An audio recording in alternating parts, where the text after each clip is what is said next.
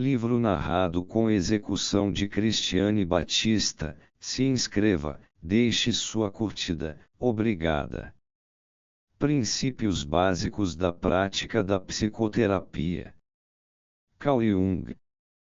A psicoterapia é um campo da terapêutica, que se desenvolveu e atingiu uma certa autonomia somente nos últimos 50 anos. As opiniões nesta área foram mudando e diferenciando-se de várias maneiras. As experiências foram se acumulando e dando lugar a diversas interpretações. A causa disso está no fato de a psicoterapia não ser um método simples e evidente, como se queria a princípio. Pouco a pouco foi-se verificando que se trata de um tipo de procedimento dialético, isto é, de um diálogo ou discussão entre duas pessoas. Originalmente a dialética era a arte da conversação entre os antigos filósofos, mas logo adquiriu o significado de método para produzir novas sínteses. A pessoa é um sistema psíquico, que, atuando sobre outra pessoa, entra em interação com outro sistema psíquico.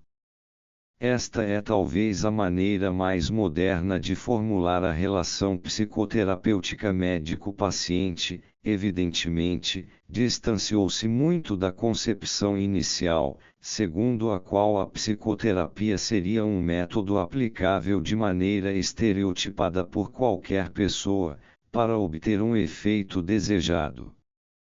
Não foram necessidades especulativas que levaram a esta imprevista e digamos inoportuna ampliação do horizonte, mas sim os fatos concretos da realidade.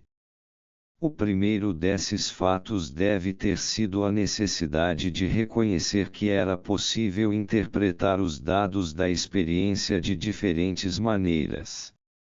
Desenvolveram-se diversas escolas de concepções diametralmente opostas. Basta lembrar o método francês da terapia pela sugestão de Liebelt-Bernheim da Rééducation de Lavologne, a persuasion de Babinski, a ortopedia psíquica racional de Dubois, a psicanálise de Freud, com ênfase na sexualidade e no inconsciente, o método educativo de Adler, com ênfase na tendência ao poder e nas ficções conscientes, o treinamento autógeno de Schultz, para mencionar apenas os métodos mais conhecidos. Cada um desses métodos baseia-se em pressupostos psicológicos especiais e produz resultados psicológicos específicos, dificilmente comparáveis entre si, e que às vezes nem podem ser comparados. Para os representantes de cada um dos pontos de vista, era portanto natural e mais simples considerar errônea a opinião do outro. Uma apreciação objetiva dos fatos reais mostra, no entanto, que cada um desses métodos e teorias tem sua razão de ser, não só pelo êxito obtido em certos casos, como também por mostrarem realidades psicológicas que comprovam amplamente os respectivos pressupostos. Estamos, na psicoterapia, portanto, diante de uma situação comparável, digamos, à da física moderna, com suas duas teorias contraditórias sobre a luz. E assim como a física não considera insuperável essa contradição, a existência dos múltiplos enfoques psicológicos possíveis não deveria ser pretexto para se considerarem as contradições insuperáveis, e as interpretações, inteiramente subjetivas e não mensuráveis. As contradições em qualquer ramo da ciência comprovam apenas que o objeto da ciência tem propriedades, que por ora só podem ser apreendidas através de antinomias, como a natureza ondulatória e corpuscular da luz. Só que a psique é de natureza infinitamente mais complicada que a luz, razão certamente do grande número de antinomias necessárias à descrição satisfatória da essência do psiquismo. Uma das antinomias fundamentais é a proposição: a psique depende do corpo, e o corpo depende da psique. Para ambas as afirmações desta antinomia existem provas óbvias, de tal maneira que um juízo objetivo não poderá decidir-se pela preponderância da tese sobre a antítese. A existência de contradições válidas põe em evidência as dificuldades extraordinárias que o objeto da investigação coloca à inteligência do pesquisador. Por isso, ao menos por enquanto, as afirmações que se podem fazer são válidas apenas relativamente. É que a afirmação só é válida na medida em que for indicado a que sistema psíquico o objeto da indagação se refere.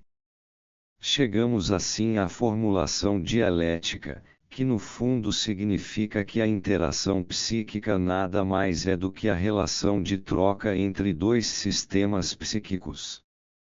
Uma vez que a individualidade do sistema é infinitamente variável, o resultado é uma variabilidade infinita de afirmações de validade relativa.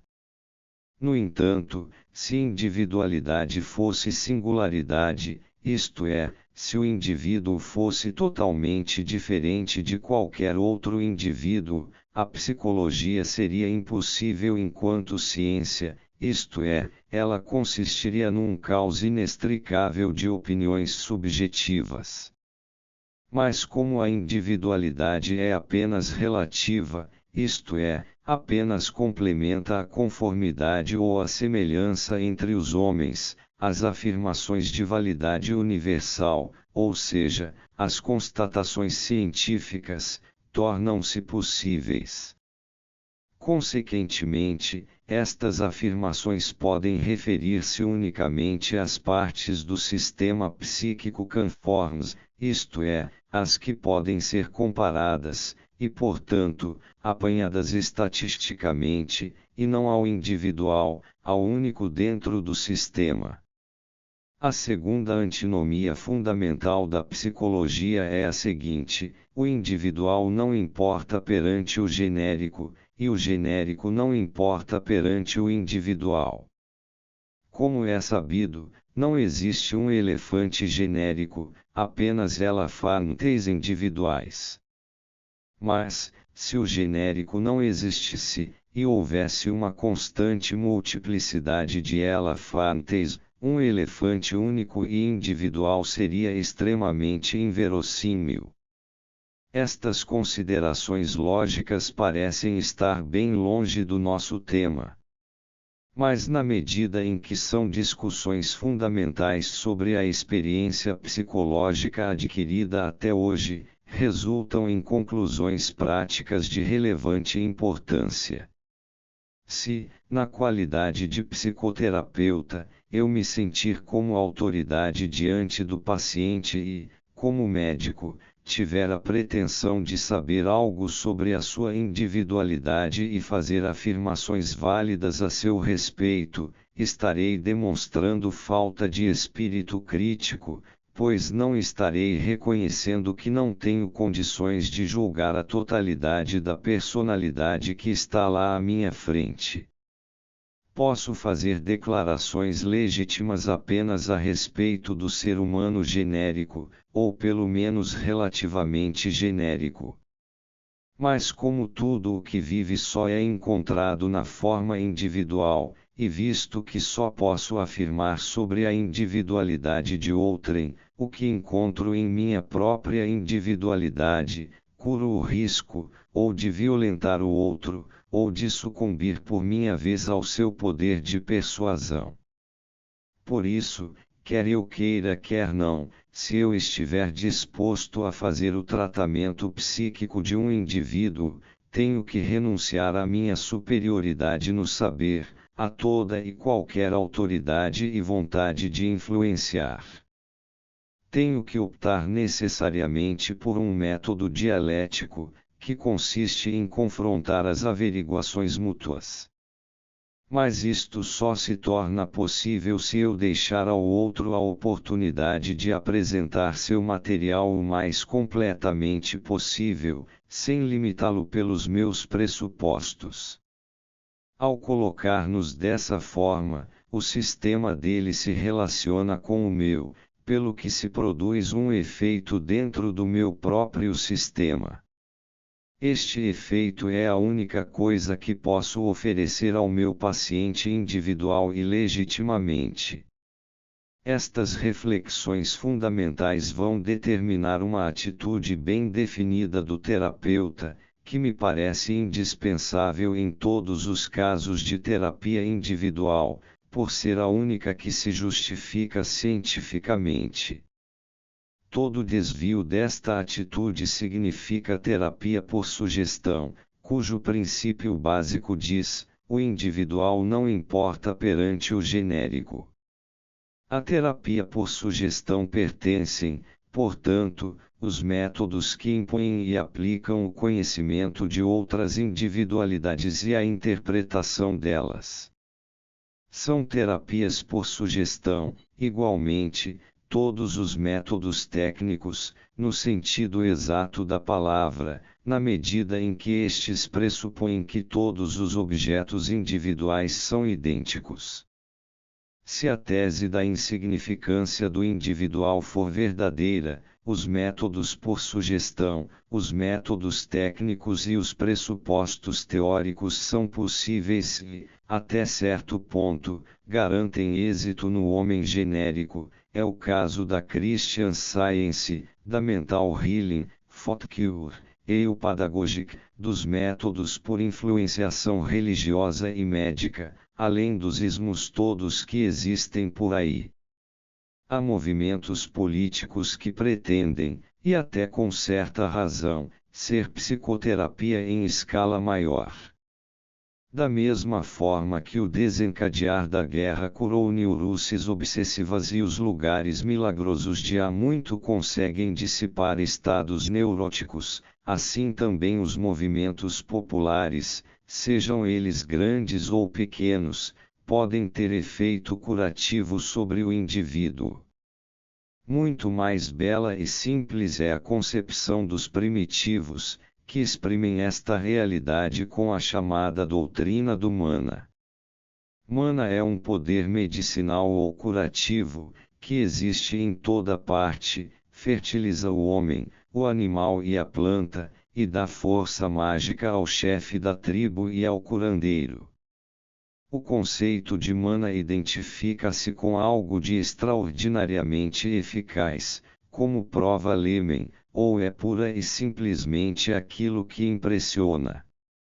Portanto, tudo o que impressiona é medicina na escala primitiva.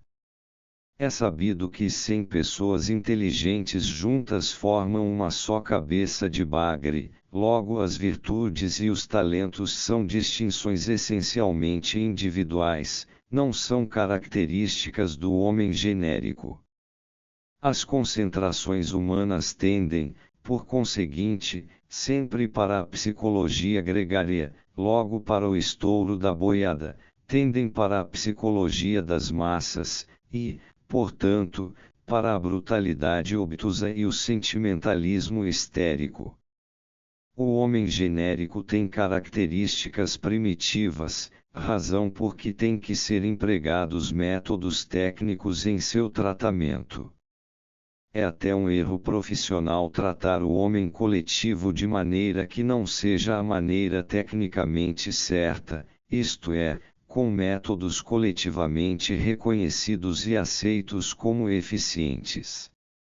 Neste sentido, o velho hipnotismo, ou o magnetismo animal, mais velho ainda, tem em princípio exatamente o mesmo efeito que uma eventual análise moderna, tecnicamente impecável, ou os amuletos receitados por um curandeiro primitivo.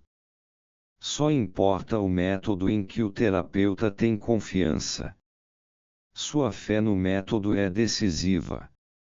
Se acreditar, ele fará por seu paciente tudo quanto estiver ao seu alcance, com seriedade e perseverança, e esse esforço voluntário e essa dedicação têm efeito terapêutico, dentro das limitações psíquicas do homem coletivo. Os limites, porém, são fixados pela antinomia individual-coletivo.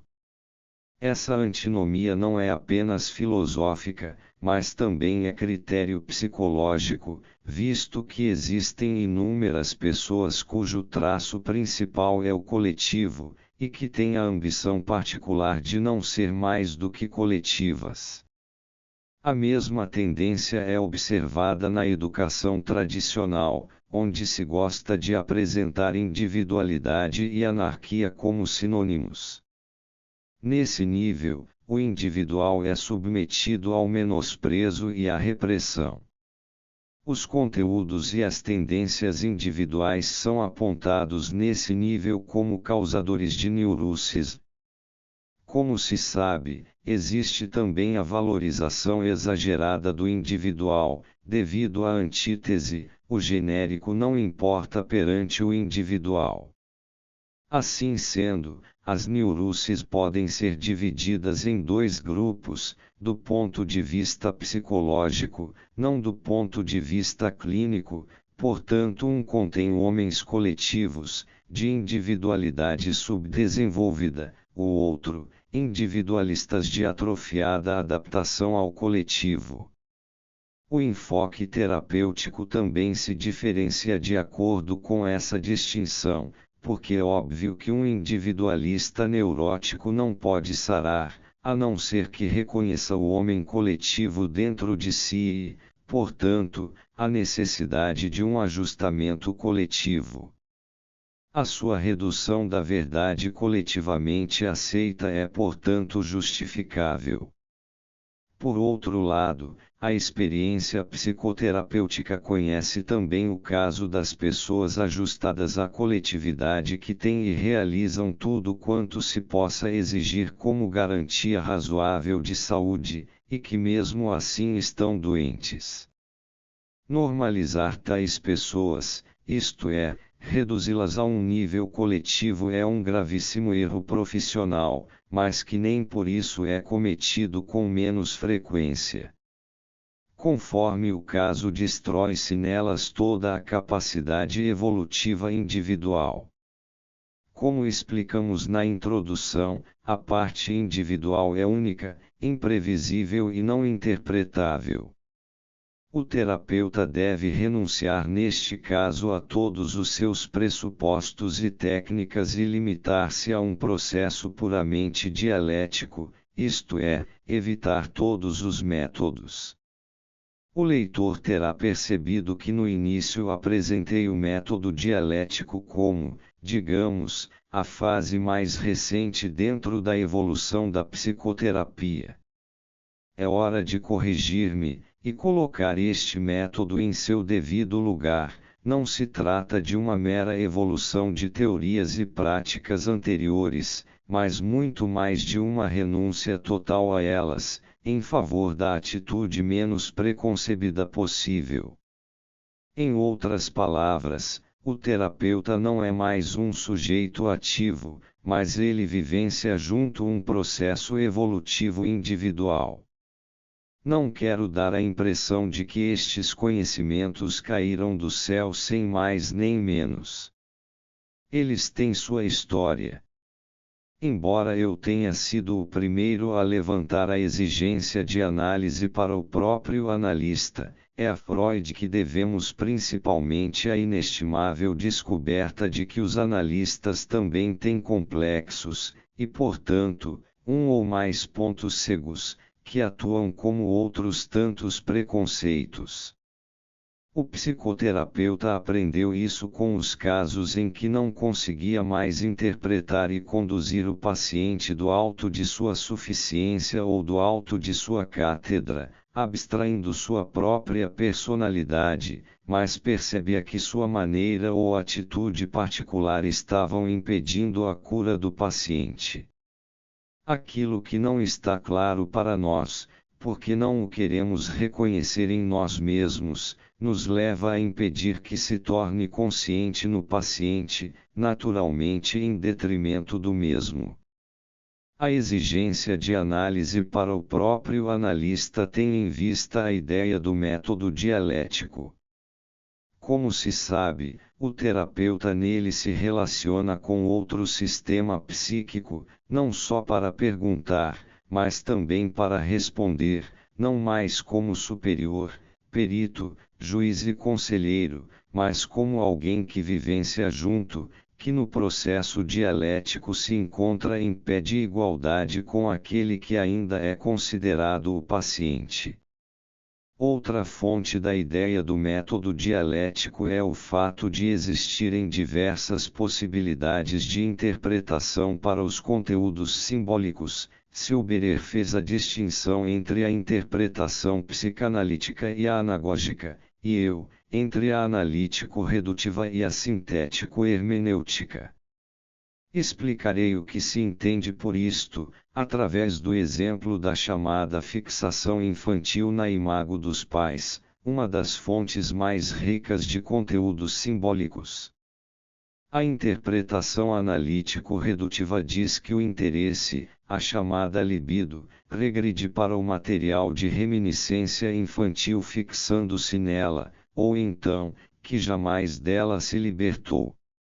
A concepção sintética ou anagógica, contudo, ensina que se trata de partes da personalidade, suscetíveis de evolução, que se encontram em um estado infantil, como que ainda no regaço materno.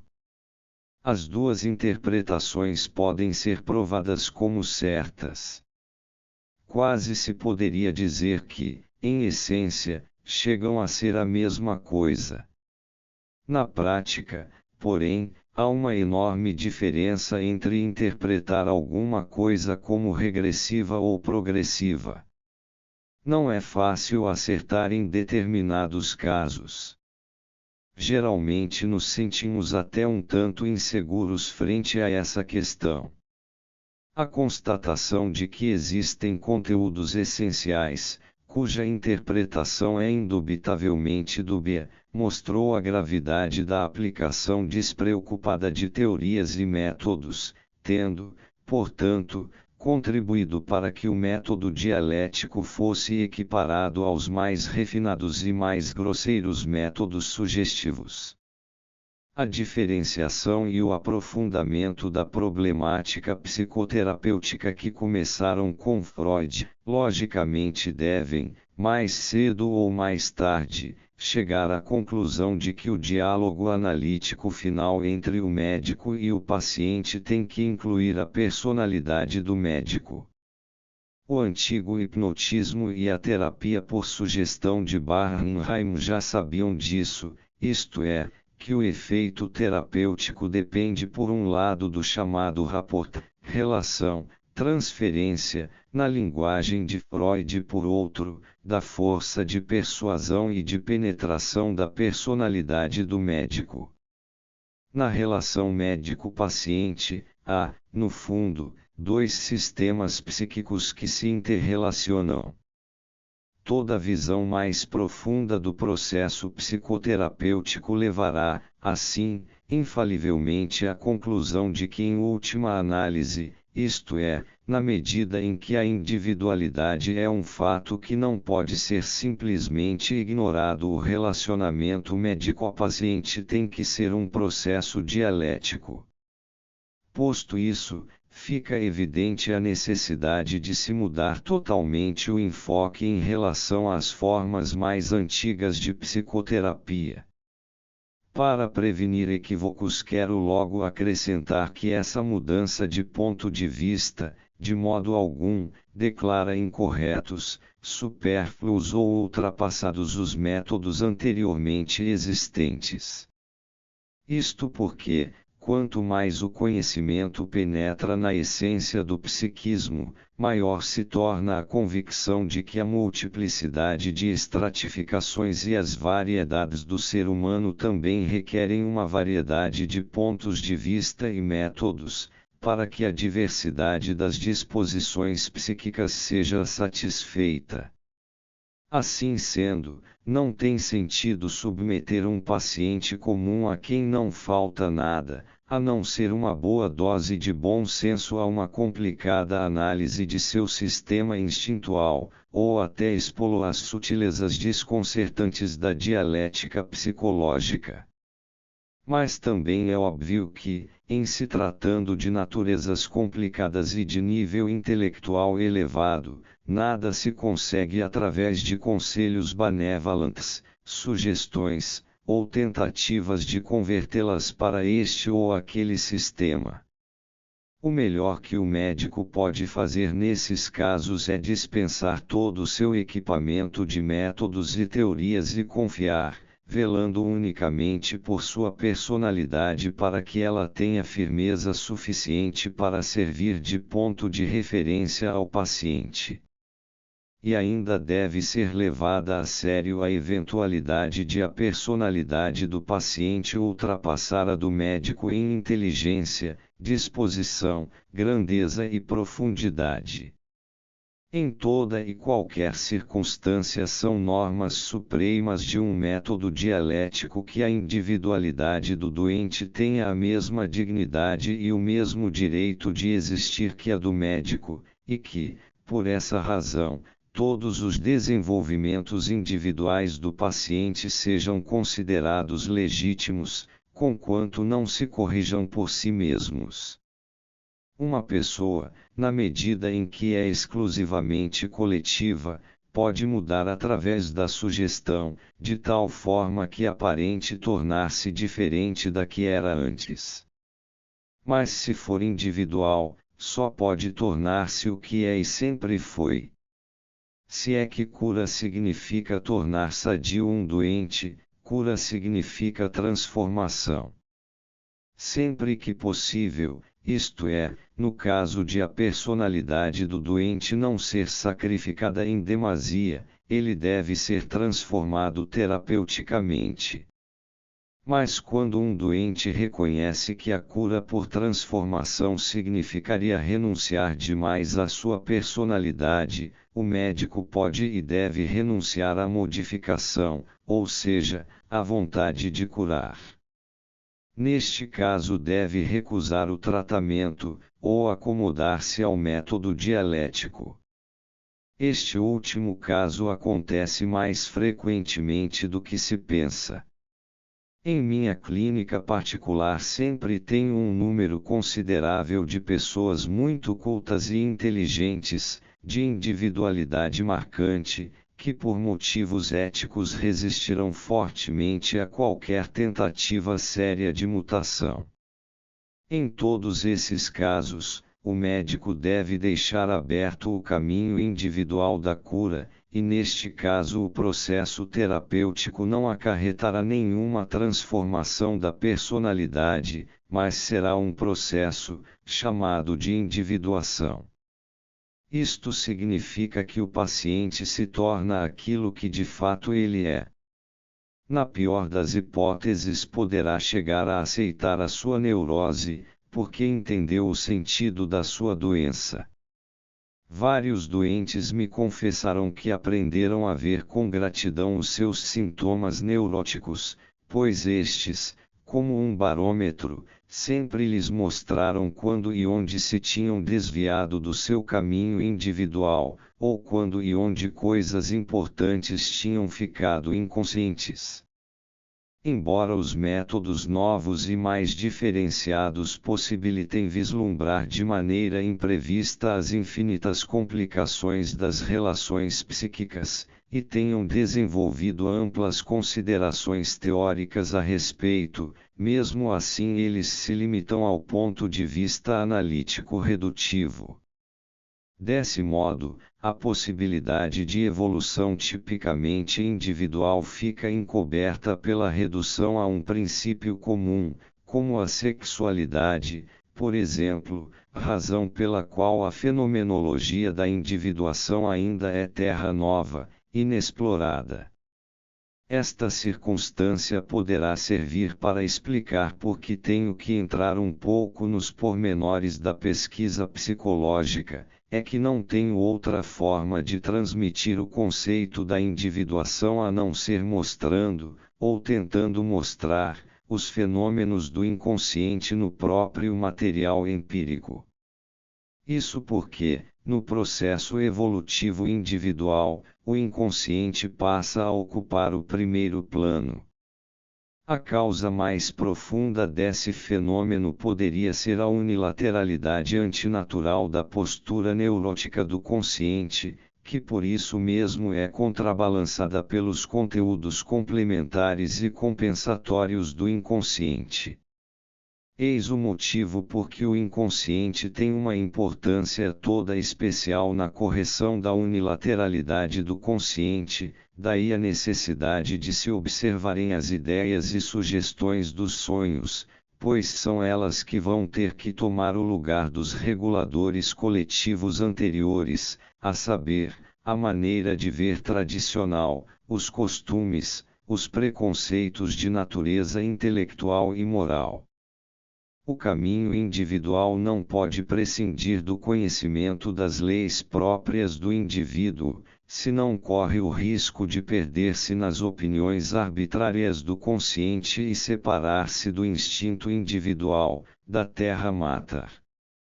No ponto em que hoje estão os nossos conhecimentos, parece que o impulso vital, que se exprime na construção e na conformação individual de um ser vivo, gera um processo no inconsciente, ou é o próprio processo.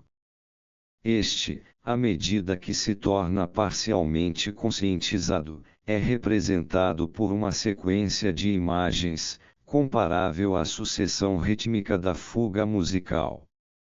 Pessoas naturalmente dotadas para a introspecção são capazes de perceber, sem maiores dificuldades, pelo menos alguns fragmentos dessa sequência de imagens autônoma e automática. Geralmente isto se dá em forma de impressões visuais da fantasia. No entanto, essas pessoas cometem o erro frequente de pensar que foram elas mesmas que produziram essas fantasias, quando na realidade elas simplesmente lhes ocorreram espontaneamente. Quando o fragmento de fantasia adquire caráter obsessivo, o que não é raro, a sua involuntariedade já não pode ser negada. Exemplo disso são as melodias que não nos saem da cabeça, ou as ideias fóbicas, ou os chamados tiques simbólicos. Mais próximos das sequências inconscientes de imagens estão os sonhos. Muitas vezes, quando examinados em séries extensas, podemos identificar, com surpreendente clareza, a continuidade do fluxo inconsciente de imagens. A continuidade manifesta-se na repetição dos chamados motivos. Estes podem referir-se a pessoas, animais, objetos ou situações. Portanto, a continuidade da sequência de imagens é expressa pelo fato de o motivo em questão sempre reaparecer numa longa série de sonhos. Numa série de sonhos de um dos meus pacientes, que se estendeu por mais de 2 meses, o motivo da água apareceu em 26 sonhos.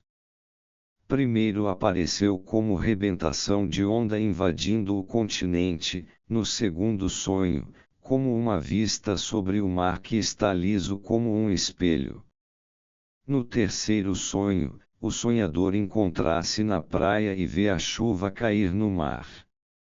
No quarto sonho, há indícios indiretos de viagem marítima, pois a viagem é para um país distante e desconhecido. No quinto, trata-se de uma viagem à América. No sexto, a água é despejada numa bacia. No sétimo sonho, os olhos caem sobre a superfície de um mar sem fim. No oitavo, o sonhador encontra-se num navio. No nono, ele faz uma viagem a um país longínquo e selvagem. No 10º, encontra-se de novo num navio. No 11º, navega rio abaixo. No 12º, anda ao longo de um riacho. No 13º, encontra-se num vapor. No 14º, ouve uma voz chamar: o caminho para o mar fica ali, temos que ir à praia. No 15º, encontrar-se num navio com destino à América. No 16º, está novamente num navio. No 17º, vai de carro para o navio. No 18º, faz cálculos astronômicos de localização num navio. No 19º, viaja ao longo do rio Reno. No 20º, está numa ilha no mar. No 21º, encontra-se novamente numa ilha. No 22º, navega com sua mãe rio abaixo. No 23º, ele está à beira-mar. No 24º, procura um tesouro no fundo do mar. No 25º, seu pai lhe fala da terra de onde vem a água. No 26º, finalmente, ele desce um rio pequeno que desemboca num maior. Este exemplo ilustra a continuidade do tema inconsciente. Ao mesmo tempo, mostra o método de como fazer o levantamento estatístico de tais motivos. À medida que se multiplicam as comparações, vamos descobrindo o que é que o motivo da água está a indicar. De séries desse tipo, além de outras semelhantes, resultam as interpretações dos motivos. Assim, mar significa invariavelmente um lugar de concentração e origem de toda a vida psíquica, portanto, o chamado inconsciente coletivo. A água em movimento pode significar o fluir da vida ou o fluir da energia. As ideias básicas de todos os motivos são representações plásticas de caráter arquetípico, isto é, imagens primordiais, simbólicas, sobre as quais a mente humana se edificou e se diferenciou. Esses protótipos são difíceis de definir, para não dizer veigos. Toda versão intelectual demasiadamente tacanha lhe rouba algo de sua amplitude. Não se trata de conceitos científicos, necessariamente isentos de equívocos na interpretação, mas de intuições originárias, extremamente genéricas da mente primitiva, que nunca designam conteúdos específicos. São importantes, porque se relacionam com uma grande variedade de coisas. Levi-Bruhl as denomina representations collectives e Hubert e Maus chamam nas categorias a priori da fantasia. Não raro, nas séries de sonhos mais longas, os motivos são substituídos. Assim, a partir do último sonho, o motivo da água, pouco a pouco, foi cedendo lugar a um novo motivo, o da mulher desconhecida. Nos sonhos com mulheres, trata-se, na maioria das vezes, de mulheres que o sonhador conhece. Mas pode acontecer que, no meio desses sonhos, surja uma figura feminina não identificável, mas que o sonho qualifica manifestamente como pessoa desconhecida.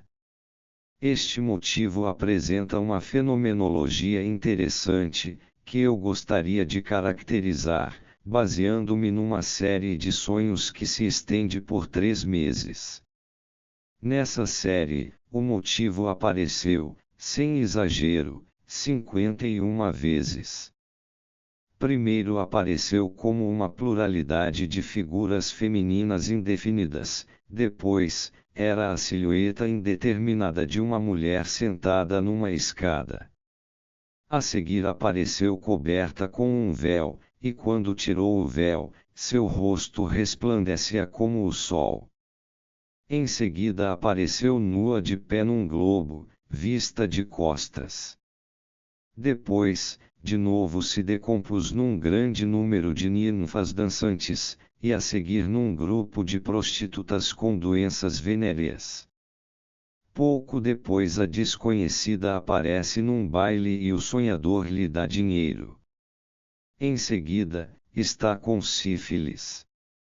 A partir de então, a desconhecida combina-se com o chamado motivo do sósia, que também aparece nos sonhos frequentemente. Uma selvagem, talvez uma malaia, que se desdobra. Ela devia ser capturada, mas também é aquela loira nua, que estava de pé no globo, ou uma moça de capuz vermelho, uma babá, ou uma senhora idosa. É perigosíssima, membro de uma quadrilha de ladrões, nem é bem humana, mas como uma ideia abstrata. É guia e conduz o sonhador ao alto de uma montanha. Mas também é como um pássaro, digamos, um marabu ou um pelicano. Ela quer se apoderar de um homem. Quase sempre é loira e filha de cabeleireiro, mas tem uma irmã indiana, que, pelo visto, é escura. A guia loira explica ao sonhador que uma parte da alma de sua irmã lhe pertence. Escreve-lhe uma carta, mas é esposa de outro.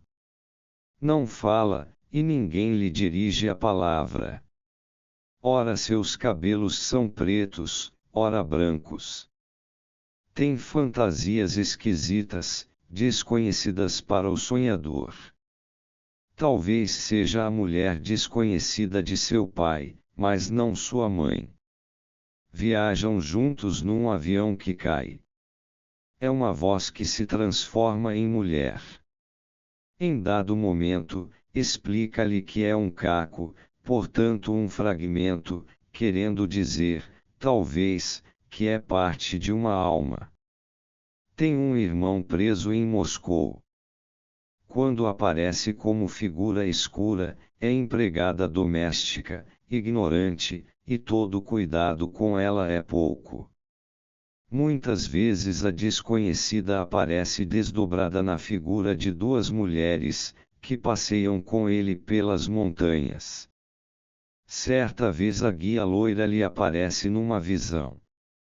Ela lhe traz pão, preocupada com ideias religiosas, ela conhece o caminho que ele deveria seguir, ele a encontra numa igreja, ela é seu guia espiritual.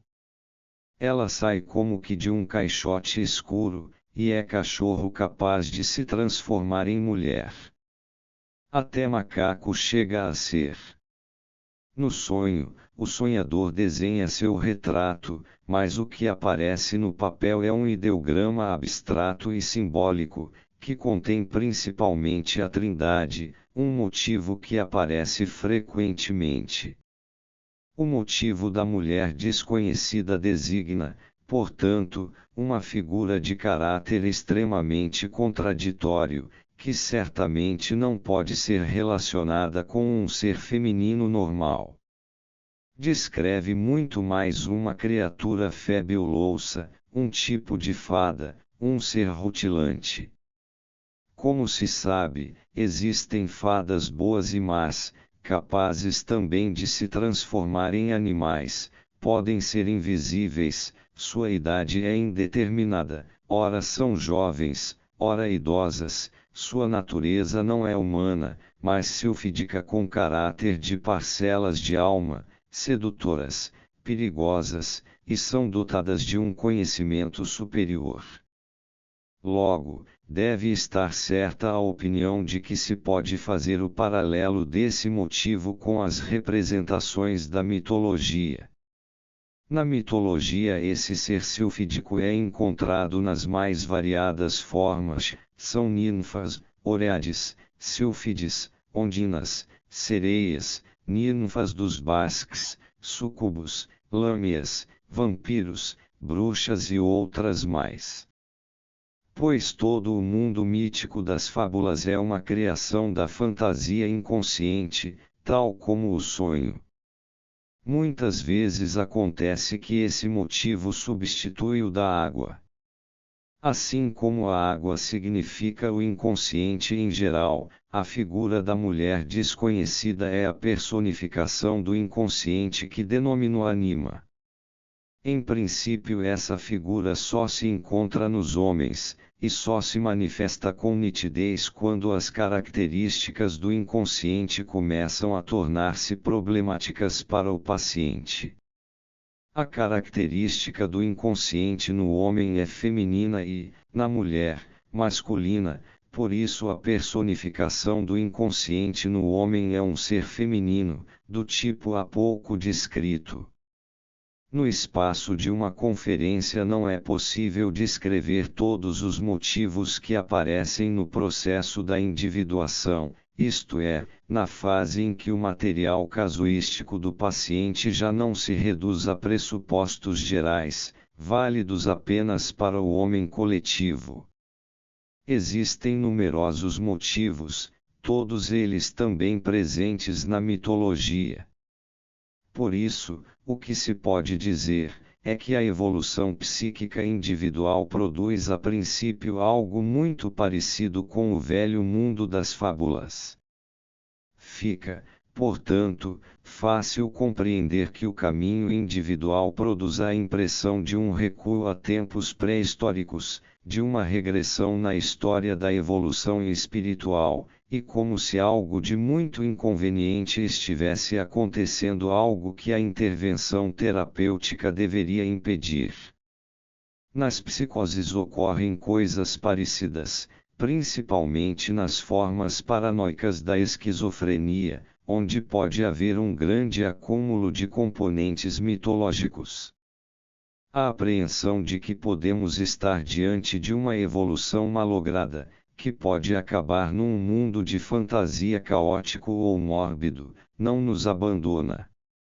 Esse tipo de evolução pode tornar-se perigoso para uma pessoa cuja personalidade social não esteja bem alicerçada. Aliás, o perigo de se topar com uma psicose latente, capaz de irromper numa crise, é uma eventualidade que não pode ser descartada em uma intervenção psicoterapêutica, qualquer que seja. Brincar com métodos psicoterapêuticos, com diletantismo e pouco senso crítico, é brincar com fogo e deve ser insistentemente desaconselhado. O caso torna-se especialmente perigoso, quando a camada mitológica da psique é posta a descoberto, pois esses conteúdos exercem, em geral, um impressionante fascínio sobre o paciente. Isso explica a enorme influência das ideias mitológicas sobre a humanidade. Parece que o processo de cura mobiliza essas forças para alcançar os seus objetivos. É que as representações míticas, com seu simbolismo característico, atingem as profundezas da alma humana, os subterrâneos da história, aonde a razão, a vontade e a boa intenção nunca chegam. Isso porque elas também provêm daquelas profundezas e falam uma linguagem, que, na verdade, a razão contemporânea não entende, mas mobilizam e põem a vibrar o mais íntimo do homem. A regressão que poderia assustar-nos à primeira vista é, portanto, muito mais um recolher por mius satar, um concentrar e integrar forças, que no decorrer da evolução vão constituir uma nova ordem. A neurose nesse nível é um sofrimento puramente psíquico, que os métodos racionais comuns não podem aliviar. Por isso, existe um bom número de psicoterapeutas, que numa última tentativa, isto é, depois de esgotados todos os recursos, vão refugiar-se em uma das religiões, ou melhor, em uma das conhecidas confissões religiosas. Longe de mim a intenção de ridicularizar esses esforços. Ao contrário, devo salientar que o instinto que os embasa é muito verdadeiro, pois as atuais religiões ainda contêm remanescentes vivos de uma era mítica. A cruz suástica, Os Deutsche Christen e o movimento confessional alemão são provas de que certas ideologias políticas remontam à mitologia. Não só o cristianismo com sua simbólica salvífica, mas de um modo geral todas as religiões, e mesmo as formas mágicas das religiões dos primitivos, são psicoterapias, são formas de cuidar e curar os sofrimentos da alma e os padecimentos corporais de origem psíquica. Até que ponto a medicina atual ainda é terapia por sugestão, é um assunto sobre o qual gostaria de não opinar. O fato de se levar em conta o fator psíquico, como se diz na terapêutica prática, já é melhor do que nada. A história da medicina é extremamente elucidativa, precisamente nesse aspecto. Certos médicos, ao retomarem as representações míticas de alguma religião, agem com senso histórico. Mas só podem fazer isso com os pacientes em que permanecem vivos os remanescentes míticos contidos nas religiões. Qualquer terapia racional é indicada para esses pacientes, até o momento em que fica indispensável introduzir as ideias míticas. Quando trato de católicos praticantes, sempre recomendo a confissão e os sacramentos da Igreja.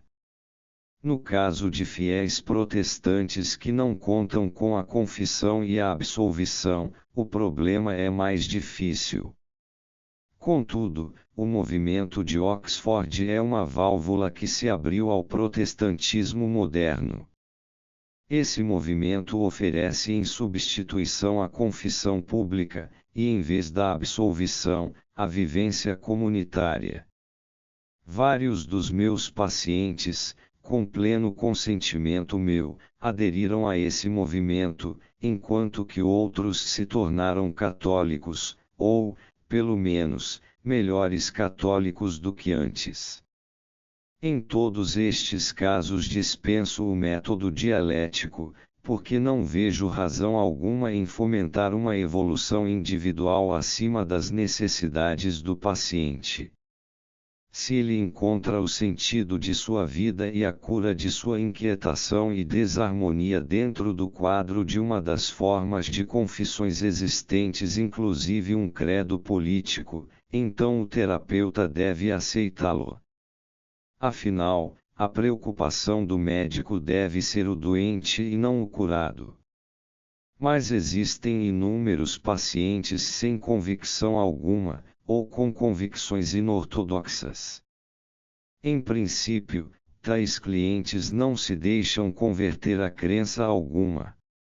Ficam emperrados, qualquer que seja a terapia racional a que se submetam, apesar de sua doença como tal ser curável. Nestes casos, a única solução é provocar a evolução dialética do material mítico que está vivo dentro do próprio doente, independentemente de qualquer tradição histórica.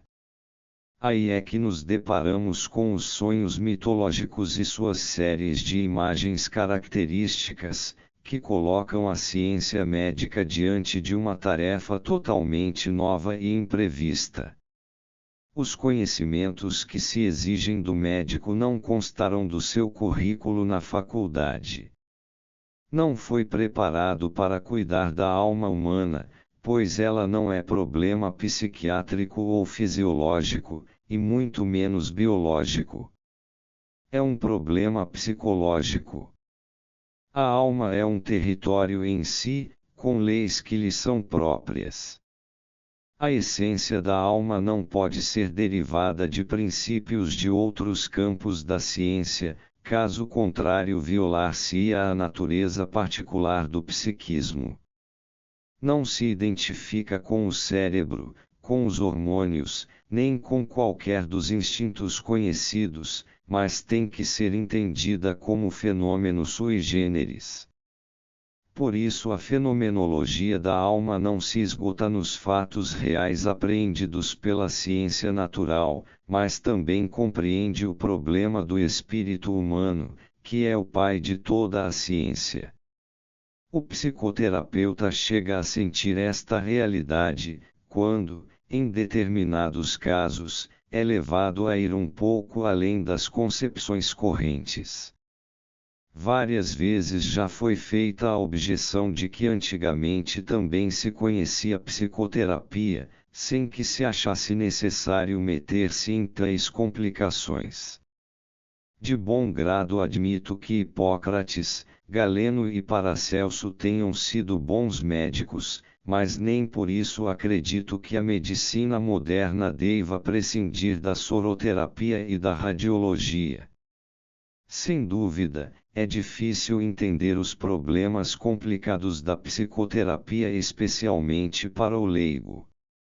No entanto, a simples reflexão sobre a razão por que certas situações de vida ou certas experiências são patogênicas, nos faz descobrir que a maneira de ver as coisas muitas vezes tem um papel decisivo.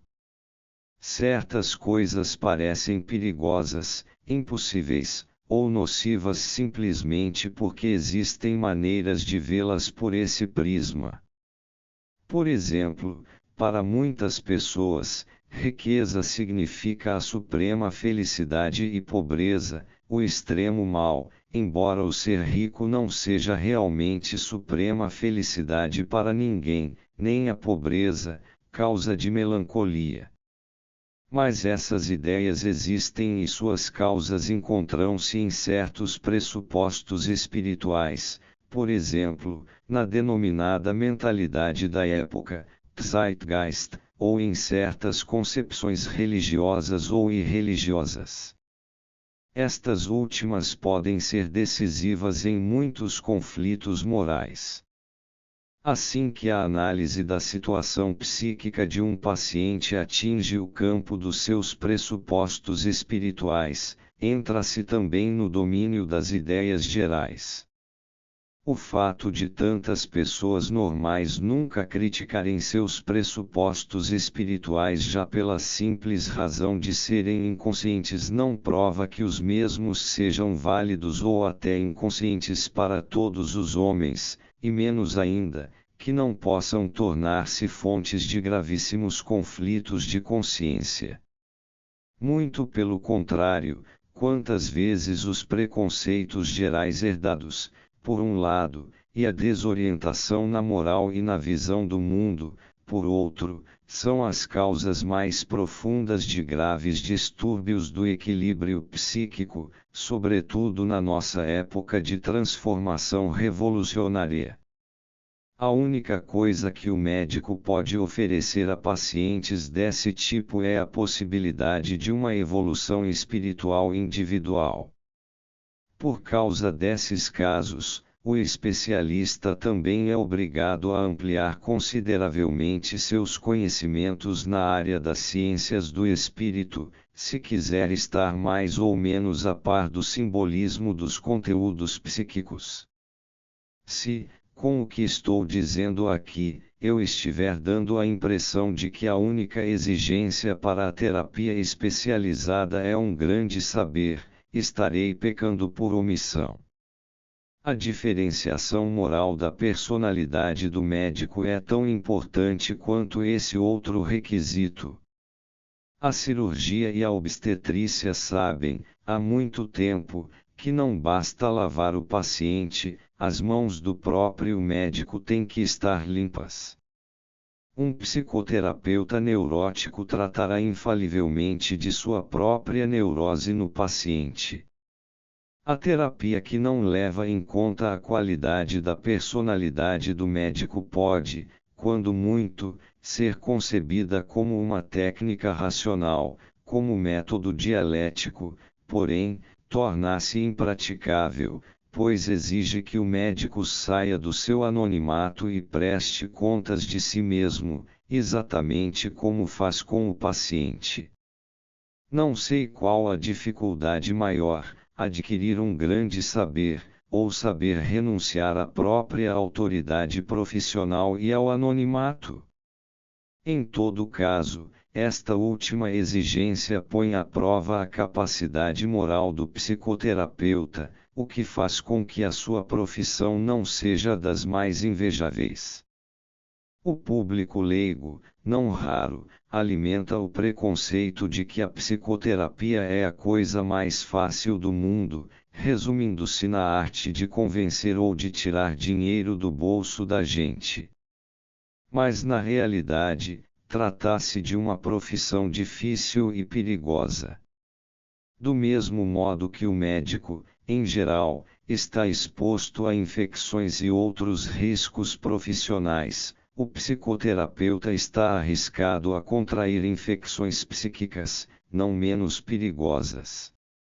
Assim sendo, por um lado, corre o perigo de envolver-se nas neuroses de seus pacientes, por outro, ao procurar proteger-se contra a influência destes sobre si, pode privar-se do exercício do efeito terapêutico.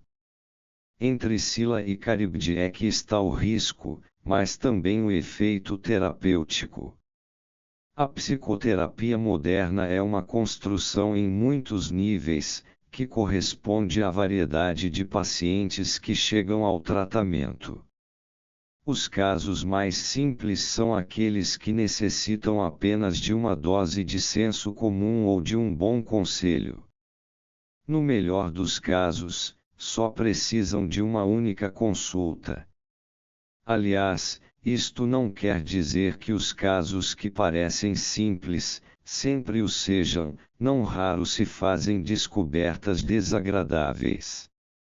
Em seguida, há pacientes, cuja cura depende unicamente de uma confissão mais ou menos completa, de um desabafo em regra, chamado a aberração.